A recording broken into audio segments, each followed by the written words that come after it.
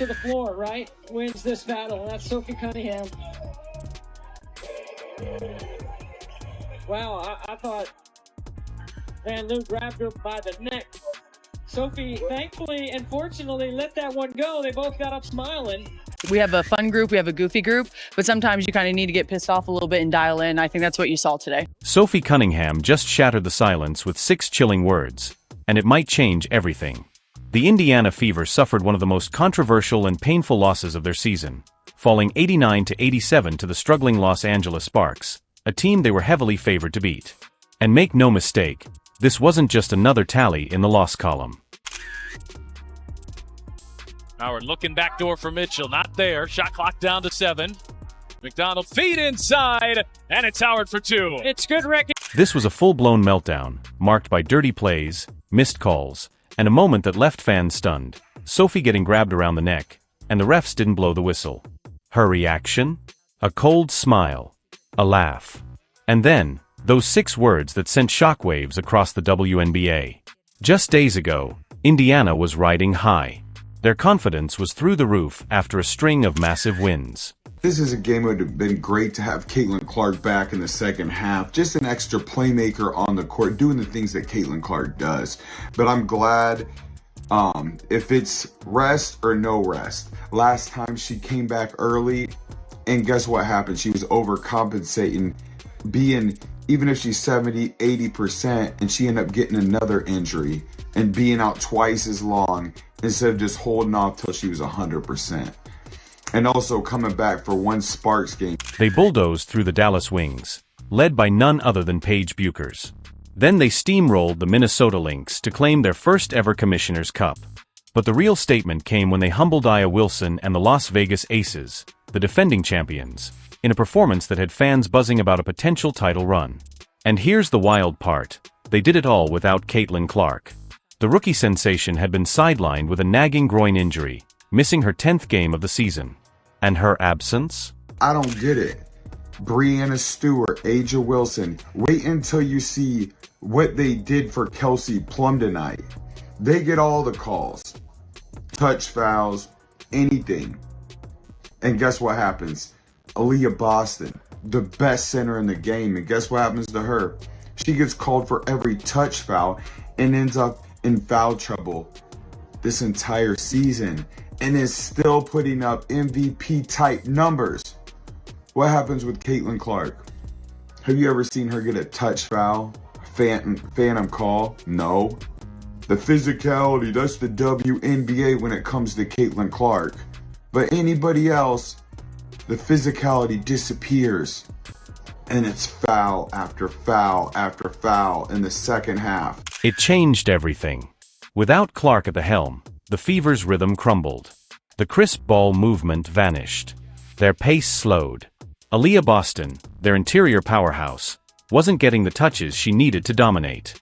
Still, even without their floor general, ESPN gave the Fever a whopping 72.9% chance to win this one. Vegas had them favored by 6.5 points. It looked like a slam dunk on paper. The Sparks were limping into the game with a 5-13 record. Indiana Fever fans, we came up short. We lost in the final seconds of this game, 89-87. We were up by 6 points with 5 minutes left and also up by 4 points with 1:40. Their own roster was depleted. DeWanna Bonner had just left the team. Darius Dantas was off playing internationally. This should have been a blowout. But instead, it became a nightmare. And what's worse, it was déjà vu. Earlier this season, the Sparks had already stunned the Fever, with Caitlin Clark on the court. Now they did it again. And this time, it stung even more. The game came down to the wire. Indiana missed their final 5 shots, 4 of them in the last minute. And then threw her down the next play. And then Aaliyah Boston, like I said, she didn't touch her. They put her in foul trouble all season long. They're just calling stuff to call stuff. The refs made this game about them. Aaliyah Boston, again, she's an all-star player. Look at these hits. Good thing Caitlin Clark didn't play because it was just a sloppy basketball game between the officials and the Los Angeles Sparks. Look at this. They called this a foul instead of a block. And then there's Aaliyah Boston again. That's 3 fouls where she didn't touch anybody. And that's our best player, and wonder why we lose this game. Michaela Timpson, watch these 2 calls in a row. She didn't do anything. She got hit on that one, and they called a foul on her. It was a stunning collapse, the kind that haunts you. The kind that makes you question whether the dream was ever real. But it wasn't just the missed shots that had fans furious. It was what happened in the final moments that sparked outrage. With the game on the line and emotions running hot, the officiating completely fell apart. That's when the most jaw-dropping moment of the night happened. Julie Van Loo grabbed Sophie Cunningham by the neck during a scramble, in full view of the officials, and nothing was called. Let that sink in. To the floor, right? Wins this battle. That's Sophie Cunningham. Wow, I thought Van Loo grabbed her by the neck. Sophie, thankfully and fortunately, let that one go. They both got up smiling. This wasn't incidental contact.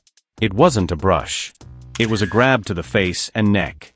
A clear, dangerous foul. This is what I was talking about with Sophie Cunningham. Look at this. She literally grabbed her around her neck, and they called this a jump ball, and then threw her down the next play. But the refs looked away. The whistle stayed silent. And Sophie? She smiled. She laughed. Not because it was funny, but because she knew. She knew exactly what was happening. The message was clear. They were on their own.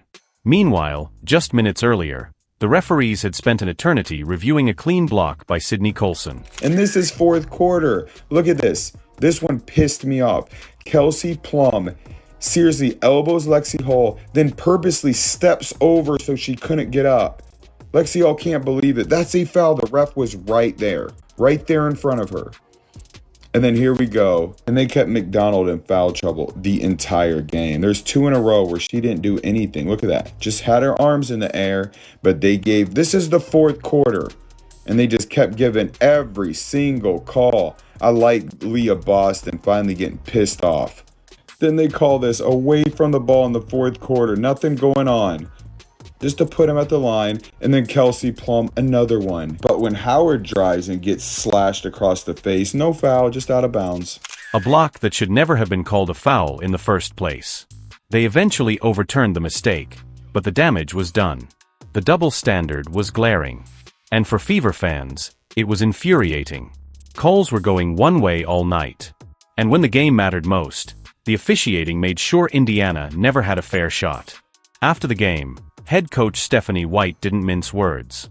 In a press conference that was supposed to be about adjustments and effort, she looked straight at the cameras and said just 4 words: "We didn't get calls." Here's Mitchell off the screen, but can't connect on the 3. Boston offensive rebound, rolls it in and a foul.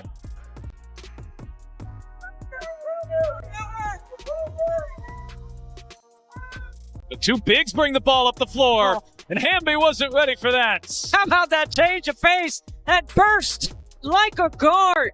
Gets downhill to the rim. That was it. And honestly, that was all she needed to say. White wasn't throwing shade. She wasn't being dramatic. She was telling the truth. The officiating did change the game. If you're passionate about real basketball talk, subscribe to the channel, hit that like button, leave a comment, and share with fellow fans, because your support keeps the game alive.